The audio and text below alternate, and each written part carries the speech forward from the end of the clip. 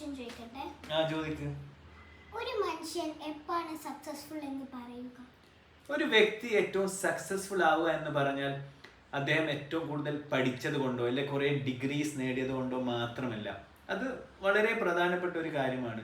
അതുകൂടാതെ നമ്മൾ എത്ര സമ്പാദിച്ചിട്ടുള്ള ഒരു വ്യക്തിയായാലും നമ്മുടെ സമ്പത്ത് മാത്രമല്ല നമ്മുടെ ഒരു സക്സസ്ഫുള്ളിൻ്റെ ഒരു അളവുകോൽ എന്നുള്ളത്. ഒരു മനുഷ്യൻ ഏറ്റവും സക്സസ്ഫുൾ ആവുക എന്ന് പറഞ്ഞാൽ ആ മനുഷ്യൻ മറ്റുള്ള ആളുകളോട് എങ്ങനെ പെരുമാറുന്നു എന്നുള്ളതാണ്.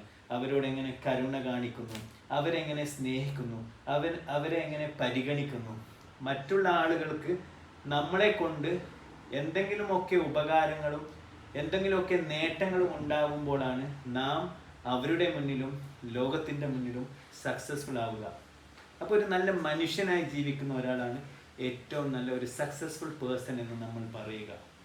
എനിക്ക് എന്താ മനസ്സിലായത് ഇപ്പോൾ? നല്ല മനുഷ്യനാവുന്നതാണ് ഏറ്റവും സക്സസ്ഫുൾ. കറക്റ്റ്.